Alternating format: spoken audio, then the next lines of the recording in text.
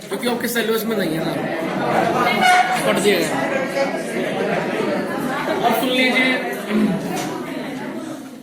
Chapter number 3। मैं यहाँ पे क्वेश्चन लेके चलूंगा, एक सिस्टम लेके चलूंगा और उसको हम करेंगे तीनों मेथड से, ग्राफिकल से, एलिमिनेशन से और सेम आंसर आएगा। ऐसा नहीं है कि मेथड बदलने से आंसर बदल जाएगा।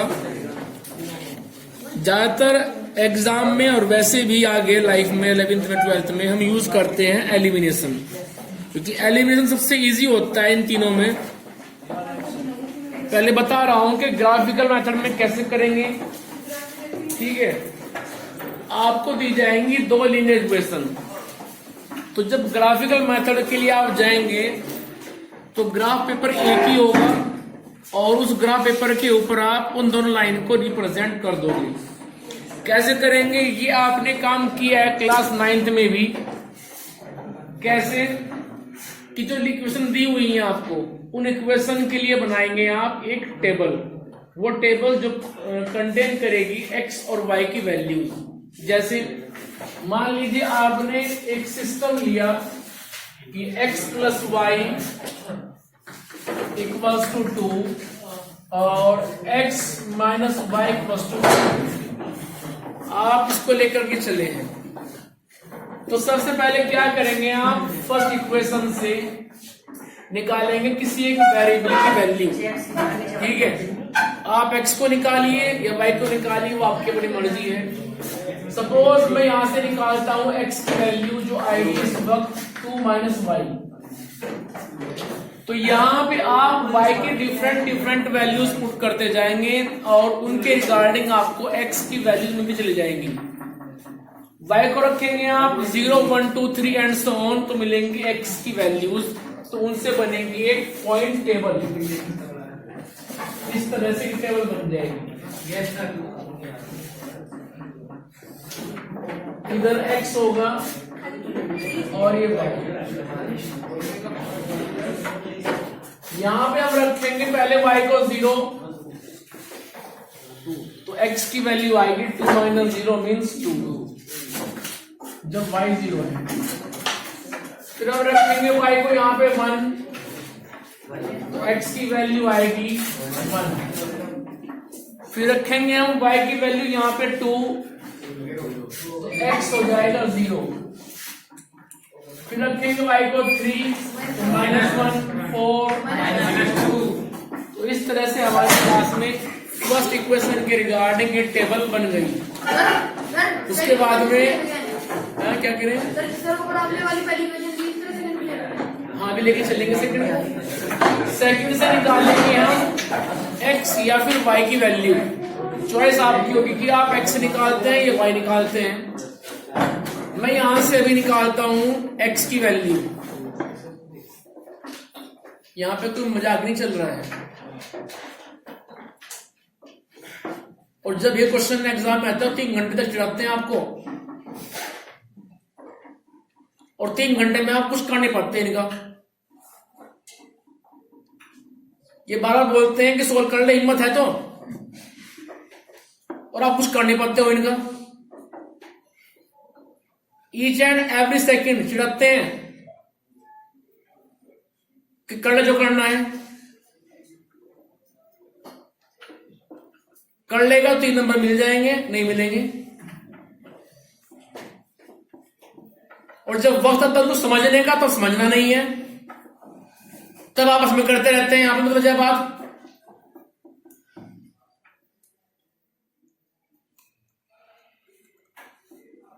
मैंने पहले भी कहा है कि मैं क्लास में पढ़ाने के मूड से आता हूं और मेरा मूड खराब नहीं किया क्लास में। आपको पढ़ना है नहीं पढ़ना है वो आपका अपना डिसीजन है। पढ़ना है तो आइए, मोस्ट वेलकम। नहीं पढ़ना तो अपने घर रहिए फिर। लेकिन अपने चक्कर में जो और बच्चे बैठे उनका नाश मत करो।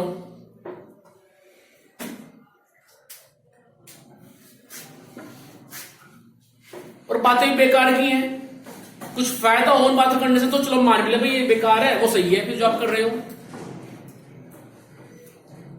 ना। इनको समझना है और ना एग्जाम में करना है। बात वही 0। और यदि इनकी समझने की जरूरत नहीं है, आप अपने आप में इतने कैपेबल हैं, अपने आप में इतने होशियार हैं, तो स्कूल क्यों आ रहे हो फिर? अभी प्री बोर्ड होंगे, देख लेंगे आप में से कितने प्री बोर्ड अपेयर करेंगे और कितने जो है उसमें कितने मार्क्स लाएंगे।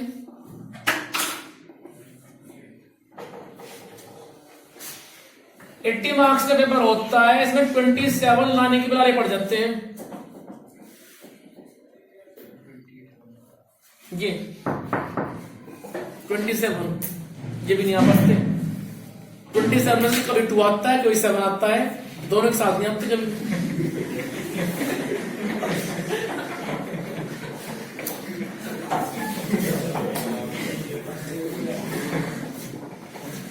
सेकंड क्वेश्चन लेके चल रहा हूं, इसमें से हम निकालेंगे x की वैल्यू 5 y वैल्यू। अब यहां पे पुट करेंगे y के डिफरेंट वैल्यूज। एक बार रखेंगे 0 तो ऐसे टेबल बनेगी।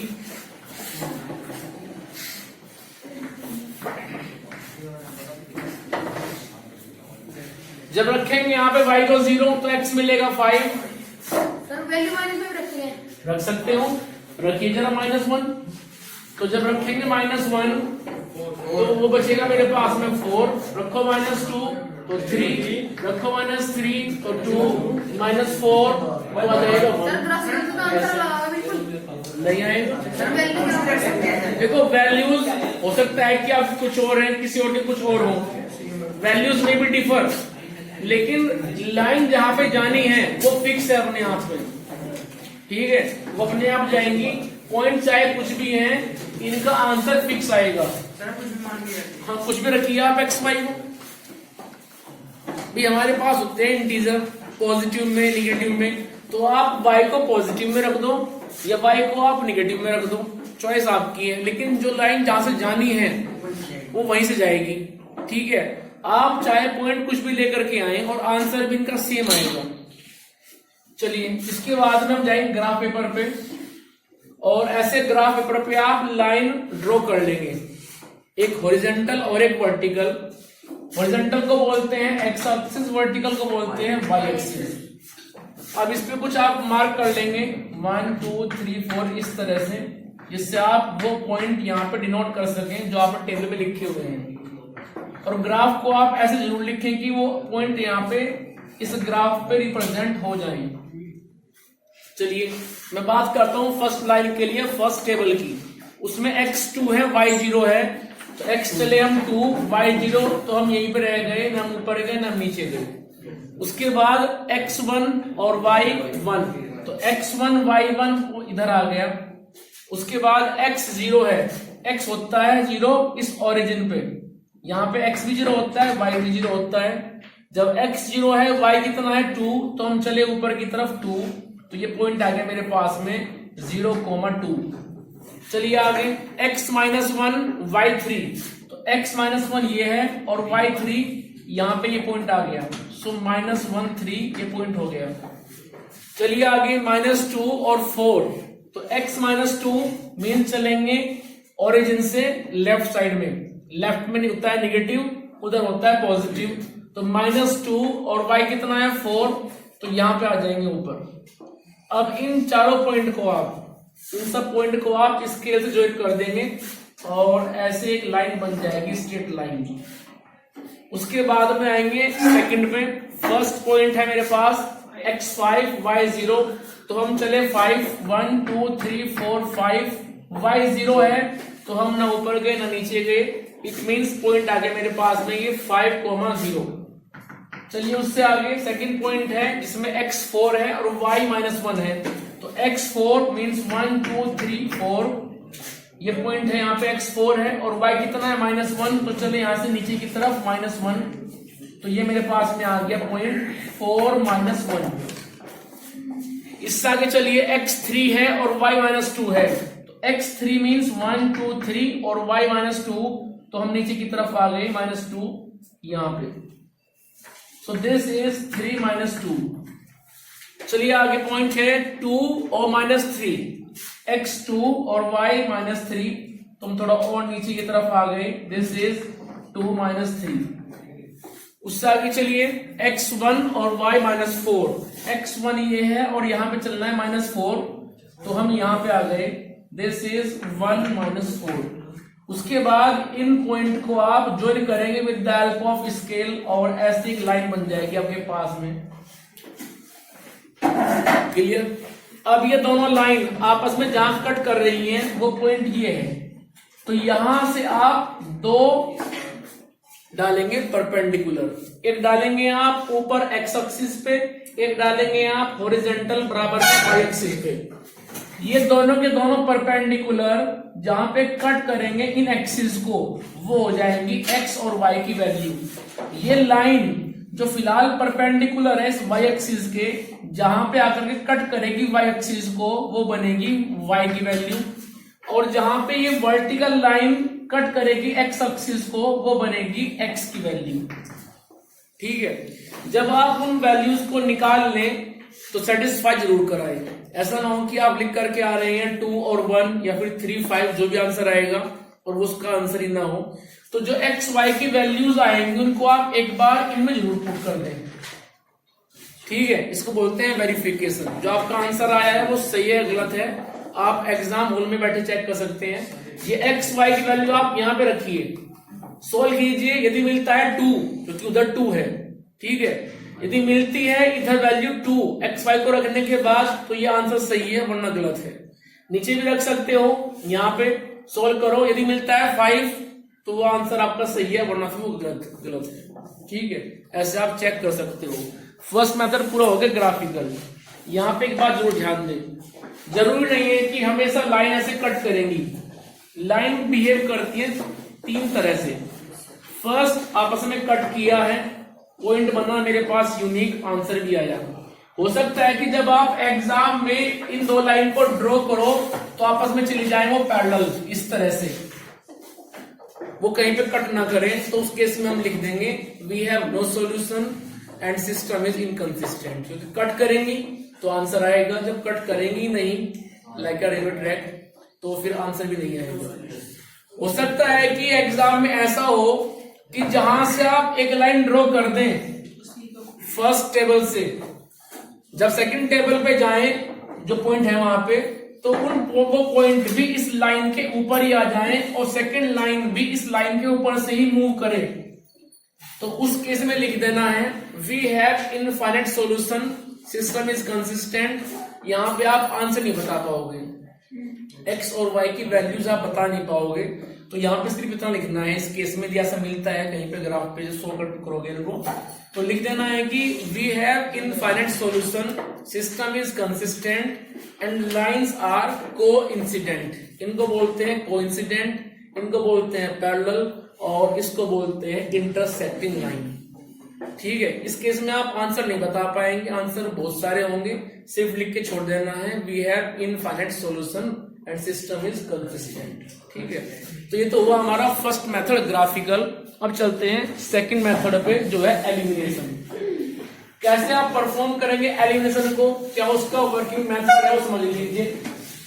देखो एलिमिनेशन में क्या होता है, जैसा आपने उसके नाम से पता चल रहा है एलिमिनेशन मीन्स हम क्या करेंगे, एक्स और वाई किसी एक वेरिएबल को वहां से कर देंगे एलिमिनेट, उसको वहां से हटा देंगे। मान लीजिए मेरे पास एक इक्वेशन है 2x + 4y = 6 and second is 3x + 5y = 2। ये मेरे पास में 2 इक्वेशन है। यहाँ पे मर्जी आपकी होगी कि आप किस वेरिएबल को अपनी इच्छा के अनुसार यहां से करते हैं एलिमिनेट, चॉइस आपकी होगी। लेकिन जो वेरिएबल आप चाह रहे हैं कि इसको हम एलिमिनेट करें, वो तब होगा एलिमिनेट जब उसका कोफिशिएंट ऊपर वाली इक्वेशन में और नीचे वाली इक्वेशन में सेम हो जाएगा। जब तक उस वेरिएबल के कोफिशिएंट सेम नहीं होंगे तब तक वो वेरिएबल वहां से एलिमिनेट बिल्कुल भी नहीं होगा। जैसे आओ जरा इधर, अब यदि आप में से कोई सोच रहा है कि मैं करूं x को एलिमिनेट, तो फर्स्ट इक्वेशन के अंदर कोफिशिएंट ऑफ x 2 है, सेकेंड इक्वेशन के अंदर कोफिशिएंट ऑफ x 3 है। तो जब तक ये 2 और 3 सेम नहीं होंगे, यहाँ पे सेम डिजिट नहीं आएगी, यहां से x नहीं होगा एलिमिनेट। ठीक है? उसका तरीका क्या है, मेथड ये है कि आप 2 और 3 इन दोनों का ले लीजिए एलसीएम, जिनको सेम करना है, वो आएगा 6। तो 6 ही बनाओ आप यहाँ पे और 6 ही बनाइए आप यहाँ पे। यहाँ पे 6 कब बनेगा? जब करेंगे मल्टीप्लाई आप 3 से। केवल यहीं पे नहीं करना पड़ेगा, पूरी इक्वेशन में मल्टीप्लाई 3 से। ठीक है, तो 3 से मल्टीप्लाई कर देंगे आप इस पूरी इक्वेशन में, तो बनेगा 6x + 12y = 18। ठीक है, and that will be equation third, क्योंकि 2 तो हो चुकी हैं, वो थर्ड बन जाएगी। उसके बाद यहां बनाएंगे आप 6, तो कैसे बनेगा? मल्टीप्लाई करेंगे 2 से और करेंगे पूरी इक्वेशन में, तो ये बनेगी 6x + 10y = 4 and that will be fourth equation. उसके बाद साइन चेंज करना पड़ेगा। क्यों? क्योंकि जिसको आप चाह रहे हैं हम करते हैं एलिमिनेट, वो पहली इक्वेशन के अंदर भी 6x है और दूसरी के अंदर भी 6x होगा, तो जब तक उनके आप साइन चेंज नहीं करोगे वो x वहां से नहीं कटेगा। ठीक है, ये बात तो हुई x के लिए। अब यदि कोई चाह रहा है कि मैं करूं y को एलिमिनेट, तो फर्स्ट में कोफिशिएंट ऑफ y 4 है, सेकंड में कोफिशिएंट ऑफ y 5 है, तो 4 और 5 का एलसीएम बनेगा 20।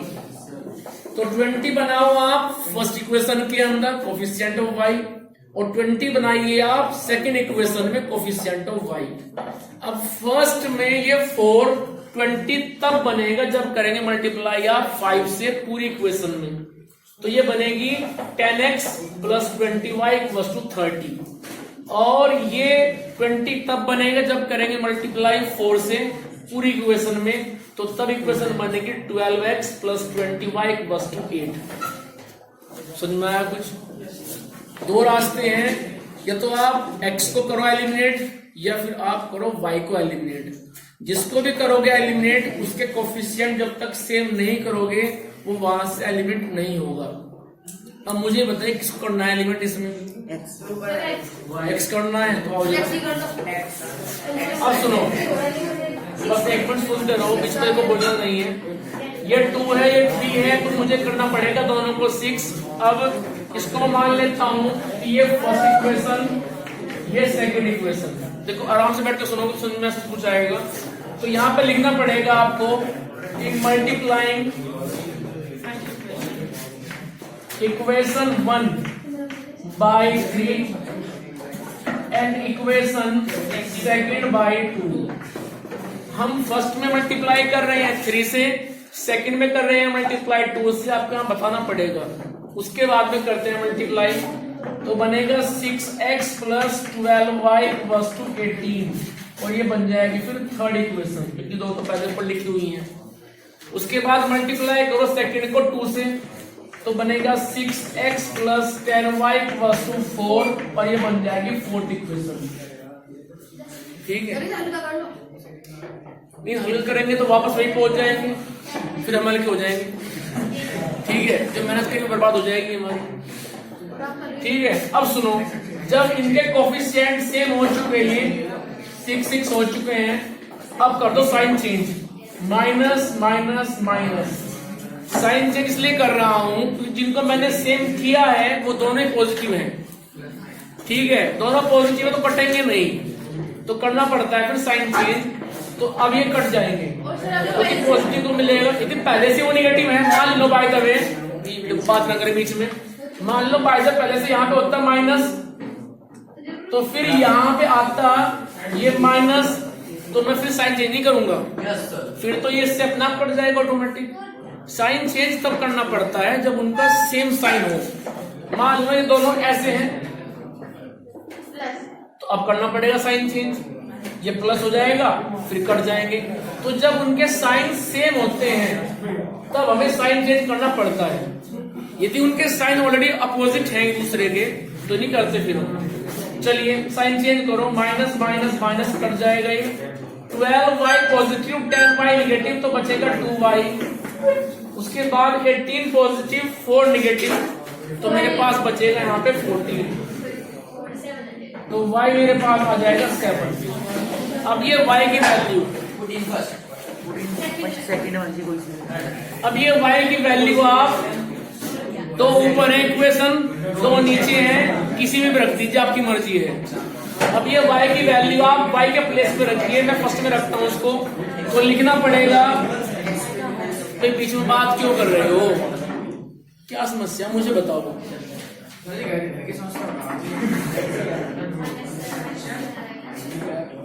पहले ये सुन लो, उसके बाद हम तो क्या करते जो भी है।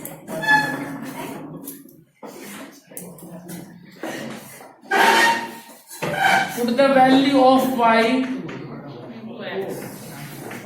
into equation 1।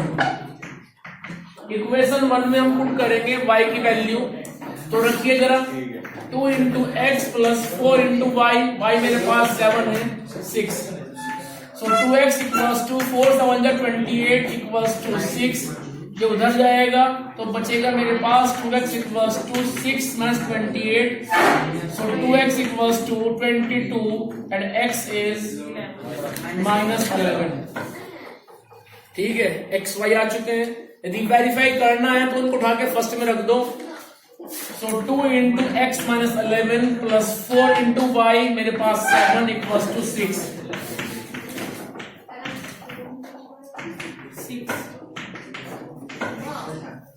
ठीक है, तो ऐसे आना चाहिए बाद में, ऐसे आता है तो ये सही है वरना गलत है। ठीक है, मेथड 2 हो चुके हैं, अब बचता है थर्ड मेथड। जरा बोलो सुन लो, मैं ये क्वेश्चन लेके चलता हूँ, सेम आंसर आएगा। आओ जरा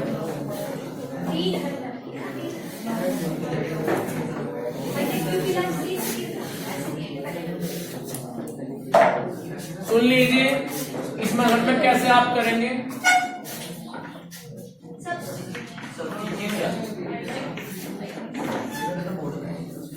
इस मेथड में क्या होता है, हमारे पास में 2 इक्वेशन है। ठीक है, दोनों इक्वेशन में से आप किसी एक को कर लीजिए सेलेक्ट, इधर फर्स्ट और सेकंड। अब जो भी आप करेंगे सेलेक्ट, उसके बाद उसमें 2 वेरिएबल है x और y, तो किसी एक की निकालिए वहां से वैल्यू। पहले 2 इक्वेशन में से किसी एक को कर लीजिए सेलेक्ट, ठीक है, और उसके बाद यदि आपने फर्स्ट इक्वेशन को लिया है तो यहां से आप या तो निकाले x की वैल्यू जो आएगी इन टर्म्स ऑफ y, या फिर निकाले y की वैल्यू जो आएगी इन टर्म्स ऑफ x। जब आप यहां से निकालेंगे x की वैल्यू तो उसको आप another equation means second equation के अंदर x के प्लेस पे पुट करोगे, और यदि आप निकाल रहे हो फर्स्ट इक्वेशन से y की वैल्यू जो आएगी इन टर्म्स ऑफ x, तो उसको रखेंगे फिर आप सेकेंड इक्वेशन में y के प्लेस पे सोल्व करेंगे, आंसर आ जाएगा। अब मैं यहां पे निकाल रहा हूं इक्वेशन 1 से x की वैल्यू फ्रॉम इक्वेशन 1, तो यहां से जब मैं x निकालूंगा तो 2x रखिए उधर और बाकी भेज दीजिए उधर, तो 6 माइनस 4y। अब मुझे यहां से केवल x चाहिए न कि 2x, तो x मेरे पास आ जाएगा 6 माइनस 4y अपॉन 2। अब ये x की वैल्यू जो आई है इन टर्म्स ऑफ y, इसको रखेंगे सेकेंड इक्वेशन में x के प्लेस पे, तो लिखना पड़ेगा put it into equation second. वो मेरे पास में है 3x plus 5y equals to 2, तो रखिए x के प्लेस पे 3 into 6 minus 4y upon 2 plus 5y equals to 2। मैंने ये x की वैल्यू यहां पे पुट कर दी। अब इसके बाद में इसके अपॉन में 2 है, 2 से 3 घटता नहीं है, मान लो यहाँ पे बाय द वे होता 4 8 ऊपर जाते, तो अब क्या करेंगे जो 2 है आप इस 2 से कर दीजिए मल्टीप्लाई पूरी इक्वेशन में। ठीक है, या फिर ऐसे कर लो, 3 की मल्टीप्लाई करो पहले अंदर, तो बनेगा 18 माइनस 4y अपॉन 2 और 12 करेंगे और प्लस 5y इक्वल्स टू 2। अब चाहो तो ले लो इसका एलसीएम। ठीक है, तो एलसीएम क्योंकि इसका अपॉन में तो 1 है, तो एलसीएम आ जाएगा इनका 2 2 1 जा 2, 1 की मल्टीप्लाई करेंगे इसमें तो आएगा 18 minus 2y plus 2 time of 5y means 10y equals to 2। कहाँ पे? हाँ तो कर तो रखा है मैंने, अच्छा यहाँ पे। ठीक है, लीजिए अब सोल्व करो इसको, तो ये मेरे पास बचेगा 18 minus 2y upon 2 equals to 2। 2 को लिख सकते हैं 2 अपॉन 1। अब कर क्रॉस मल्टीप्लीकेशन, तो आएगा 18 minus 2y equals to 4, So minus 2y equals to 4 minus 18. So minus 2y equals to minus 14 and y equals to 7. 7 ही आया था एलिमिनेशन से, ठीक है। अब ये y की वैल्यू चॉइस आपकी है, तो इस y को आप यहाँ पे रख दो, x निकाल लो, या फिर ऊपर रख दो किसी में भी, वहां से x निकाल लो, ठीक है। निकाल लेना, सेम आएगी x की वैल्यू जो पहले आई थी। मेथड 3 थे, तीनों फिनिश हो गए। अब चलते हैं इसके बाद टेस्ट पे, फिर चलेंगे वर्ड प्रॉब्लम पे। इसको रफ कर दे। कौन सा? ये कहां से बताएं बताओ? यहां से। मैंने इन दोनों का एलसीएम लिया, क्या इधर कुछ प्रॉब्लम है क्या?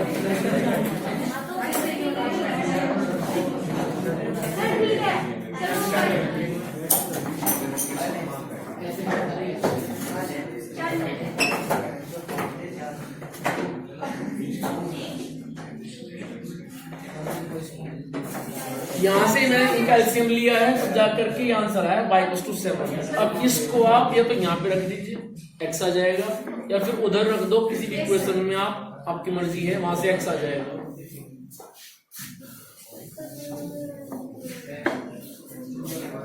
एग्जाम में भी बोला गया है बाय यूजिंग दिस मेथड, तो करना पड़ेगा वही। और यदि मेथड का नाम नहीं दिया है तो फिर आपकी मर्जी है, आप किसे कर सकते हैं, ठीक है। नहीं, यदि वो कहते हैं बाय यूजिंग दिस मेथड तो फिर तो करना पड़ेगा वही, अदरवाइज मार्क्स नहीं मिलेंगे। चलिए अब चलते हैं कंडीशन। कंडीशन मीन्स हम कुछ टेस्ट अप्लाई करके बताएंगे कि आंसर यूनिक आएगा या नहीं आएगा। तो सुन लीजिए, हमारे पास में दी जाएंगी दो इक्वेशन, उनके हम कंपेरिजन कर देंगे a1x plus b1y plus c1 equal to 0 से। सेकंड की कंपेयर करेंगे हम वहां पे a2x plus b2y plus c2। Compare करके हमें यहां से a1 b1 और c1 मिल जाएगा। सेकंड इक्वेशन से हमें a2 b2 और c2 मिल जाएगा।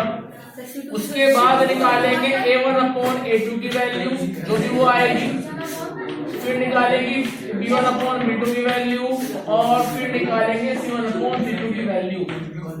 कुल मिलाकर के हमारे पास में 3 फ्रैक्शन आ जाएंगे। 3 फ्रैक्शन आने के बाद में हम चेक करेंगे कि क्या a1 अपॉन a2 और b1 अपॉन b2 आपस में इक्वल है या नहीं है। मान लो वो इक्वल नहीं आए, ये फर्स्ट केस है, तो इस केस में लाइन करेंगे इंटरसेक्ट, सिस्टम बनेगा मेरे पास में कंसिस्टेंट, और आंसर हो जाएगा यहाँ पे यूनिक। लेकिन मान लो by the way a1 upon a2 और b1 अपॉन b2 इक्वल हो गए, तो तब हम बात करेंगे c1 अपॉन c2 की। अब हो सकता है कि इक्वल हो जाए और हो सकता है कि वो इक्वल ना हो।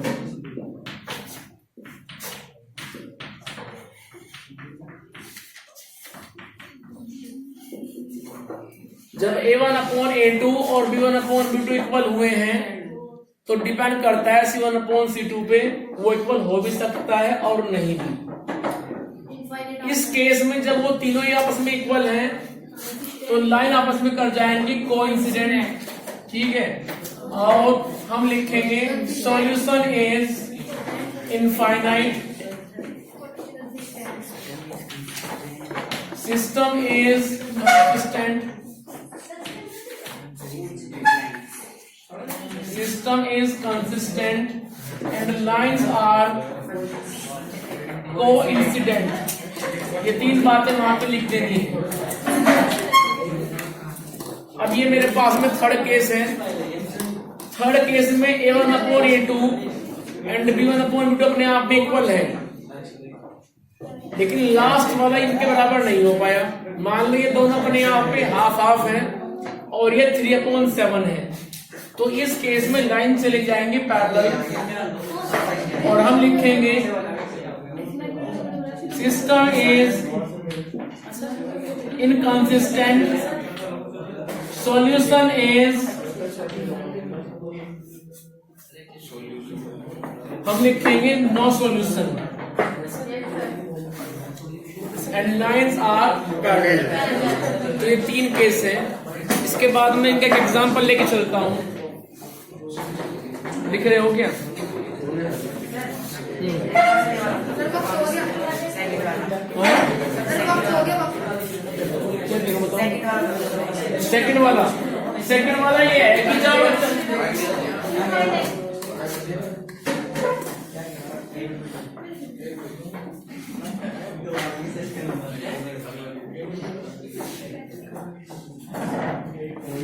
सेकंड वाला केस ये है कि जब तीनों ही रेशियो बराबर हो जाए, A1/A2, B1/B2, C1/C2, जब तीनों ही बराबर हो जाए तो उस केस में क्या होता है, लाइन एक दूसरे के ऊपर कोइंसिडेंट हो जाएंगी, मर्ज करके हो जाएंगी एक ही।